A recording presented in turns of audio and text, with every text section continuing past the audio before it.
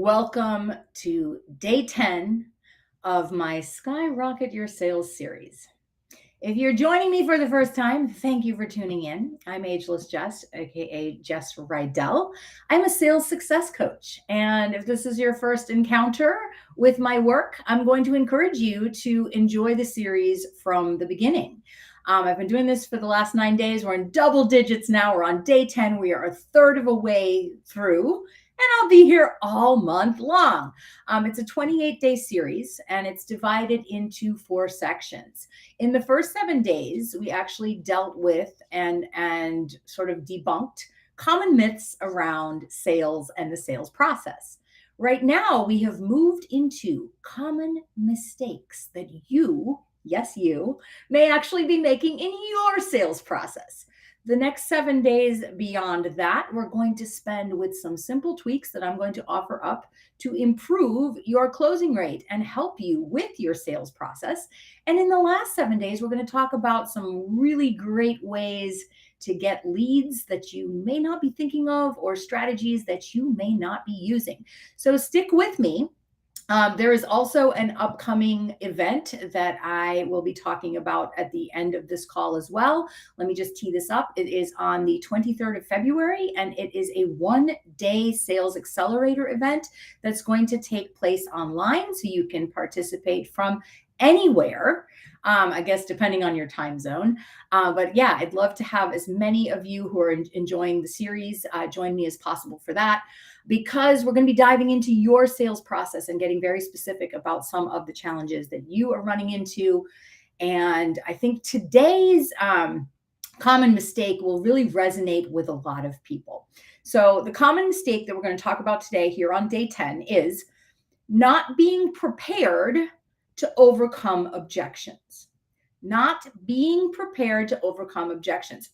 The other challenge with this is also stopping at the first objection and rushing to set a follow-up without asking any follow-up questions or digging into the objection and making an effort to overcome it. I've seen that too.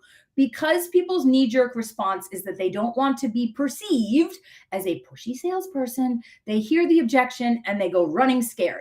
Well, let me tell you, that's the kiss of death. And that is where your sales skills really do come in here. And it is important to reflect the objection back to the potential client, the prospect, the potential customer, and show some empathy for the objection, right? Because then they're going to feel seen and heard. But you must be able to have some dialogue to overcome these objections. And I just want to speak to this for a minute, because I think in all of this talk about quote unquote bro marketing, words such as sales and selling and overcoming objections are getting a bad rap. And if you are running from all of those words or practices, I got news for you.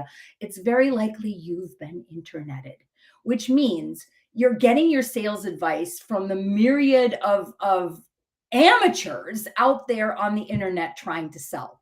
So take this from me. I am a seasoned salesperson, as I've said on many of these segments.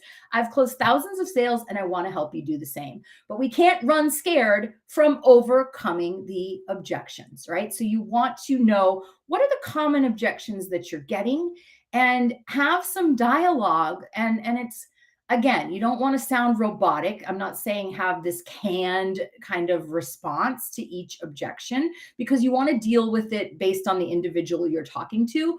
But your idea around overcoming the objection should be similar, because the objections are going to be similar. I have a funny story to share with you. I recall being at a sales training back when I was in weight management. And I remember we were in a particular part of Florida. I think it was Jacksonville. Jacksonville or Gainesville. We were in Gainesville, but we had people from Jacksonville that were in this particular sales training that we did. And somebody in the workshop raised their hand and was like, "Well, we have all sorts of, you don't know our clients. We have weird objections here. We have objections that don't happen in other places." And I remember my boss at the time was actually facilitating with me, and she said, she just kind of shut down that comment because it was pretty funny. And she said, "People have objections everywhere. People have objections everywhere. And I've got news for you. Many of them are very similar or the same. Rarely do we get blindsided by an objection we've never heard.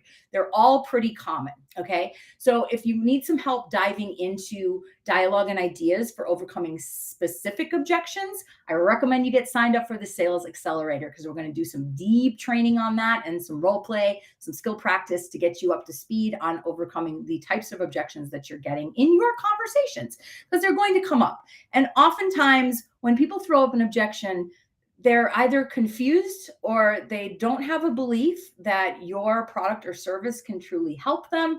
They're stalling for time, or they simply don't want what you're offering. So let's figure out what it is, right? Let's ask questions about that objection, but be prepared to dive in and dialogue. Don't simply hear the objection and say, okay, how much time do you need to make a decision? Let's talk in 48 hours. No, we want to dig into what the objection is. So, for example, I need to think about it. Okay, that is the most common smokescreen BS objection that you will get. What on God's green earth are they actually thinking about? So you need to dive into this one. And I'm just going to give a quick example. I know this is not the tweaks and training part, but not to leave you hanging here. When someone says, I need to think about it, we need to respond, because that usually means we haven't done a good enough job presenting our work or whatever it is we're offering as the solution to their problem, or they don't understand how the work is going to really help them solve their problem. They could also really not believe that their problem can be solved. And that's a mindset thing that we might, as coaches, need to dig into. But most of the time, when people go to that smokescreen objection, oftentimes what they really need is more information. So we could tee that up and say, when people say they need to think about it, I often feel like I didn't do a good enough job in explaining how this is going to help to get you from point A to point Z, or whatever it is, right? So what haven't I covered? What specific questions do you have that we can go over now? So again, that opens up the dialogue for them to share with you, is something else going on, or is it truly just a confused mind, right? Because as we know, a confused mind doesn't buy. Right? You've heard that. That's a very, very common sales understanding. If you confuse your prospect, you're not going to be able to close the sale. So, that's another bro marketing term that I think a lot of people are running scared from. I want you guys to get familiar with these terms. I want you to be seasoned salespeople, because actually good salespeople, are some of the highest earning people in the world. If you can master this craft, you're going to be great. You're never going to be broke. You're going to have plenty of income, and you will always be marketable. You will always be able to get a job if you can sell. All right. Mark my words. So for those of you that are still in a fear story around sales, you're new in business, you're maybe a first, second, or even like entering your third year of entrepreneurship, and you haven't quite got your sales process down, I want you to book a call with me. And I'm going to drop my link in the chat so that we can get on the phone and talk about what's holding you back and why you don't have the income you want. So let's think about what you're wanting to earn, what challenges you're running into, and come to the table. And I'm going to be able to share some potential solutions as to how to work with me on these challenges. All right. Well, I think we kept this one pretty tight. It's under 10 minutes. Beautiful. I spent a little more time talking about that. But remember, you must be prepared to overcome the potential objections that your prospect will bring up. Because when you go to close the sale, right, and you present the price and you stop talking, because that's what you're going to do, they're going to do one of three things. They're going to agree to buy, right? They're going to ask a question, or they're going to throw up an objection. And you need to be smooth as silk in handling all three. Of course, the preferred one is that they go ahead and say yes to the product or service. But remember, sales is not always about getting a yes. Sales is about getting to an answer, right? I will leave you with that. It's been a pleasure. Please join me tomorrow for our next common sales mistake. Take care. Bye.